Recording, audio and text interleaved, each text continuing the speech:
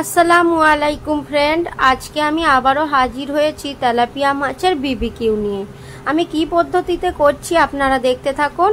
আর আমার চ্যানেল এখনো না সাবস্ক্রাইব করা থাকলে সাবস্ক্রাইব করার অনুরোধ রইল।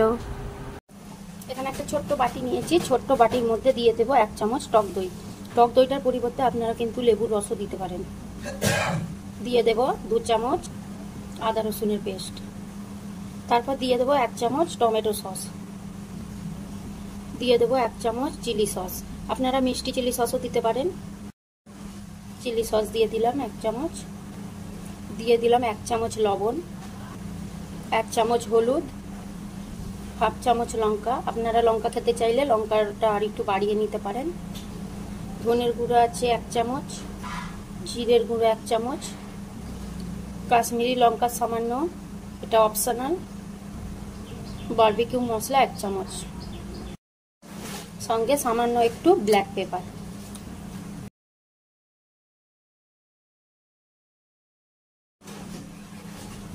চার চামচ রিফাইন অয়েল দিয়ে দিলাম। আপনাদের কাছে অলিভ অয়েল থাকলে অলিভ অয়েল দিতে পারেন।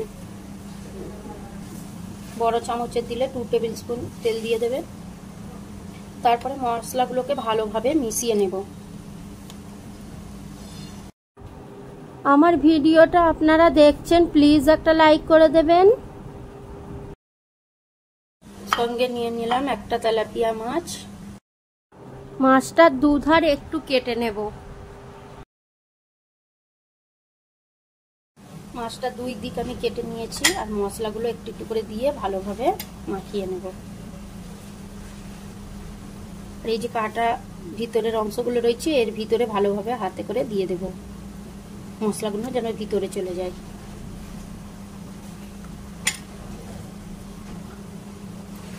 হাতে করে একটু ওই পেটের ভিতর পর্যন্ত দিয়ে দিতে পারেন। মাছটা আমার ম্যারিনেশন হয়ে গিয়েছে। আমি উপর থেকে একটু তেল দিয়ে দেব, দিয়ে তেলটা ব্রাশ করে নেব।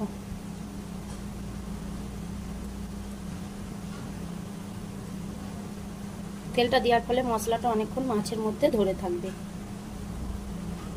আবার অপর সাইডটা উল্টে নিয়েছি, তার মধ্যেও তেল দিয়ে দেব, দিয়ে ভালোভাবে মিশিয়ে নেব।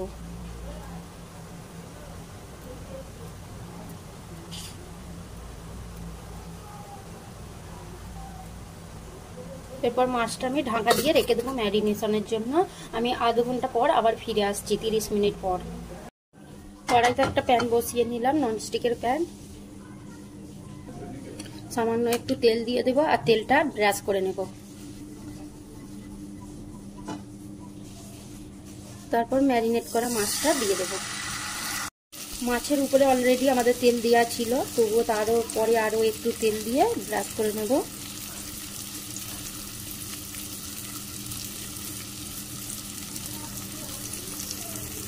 তারপর কড়াইয়ের ঢাকনাটা দিয়ে রেখে দেব। অপর সাইডটা উল্টে নেব।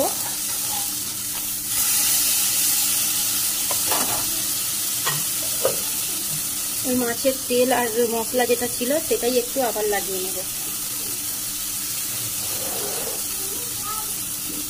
আমি লো হিটে 5 থেকে 6 মিনিট রেখেছিলাম, রেখে আবার উল্টে দিলাম।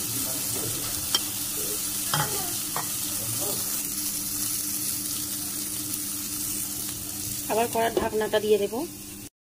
6 মিনিট পর ফিরে এলাম, আবারও অপর সাইডটা উল্টে দেব।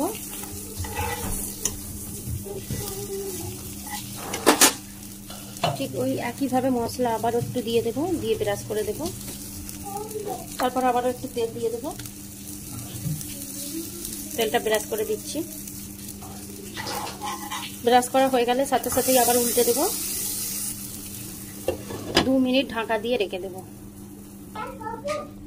2 মিনিট হয়ে গেছে, আমি এবার নামিয়ে নেব কড়াইটা।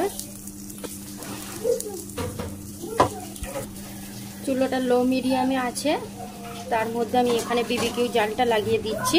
এর মধ্যে আমি মাছটাকে একটু পুড়িয়ে নেব ফ্লেভারটা আসার জন্য। সামান্য একটু তেল দিয়ে দেবো, তেলটা ব্রাশ করে নেব।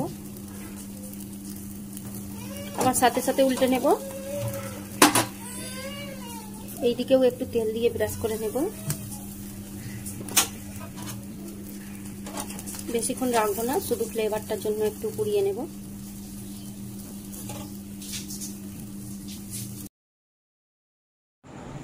এতক্ষণ আমার ভিডিওটা দেখার জন্য অসংখ্য ধন্যবাদ।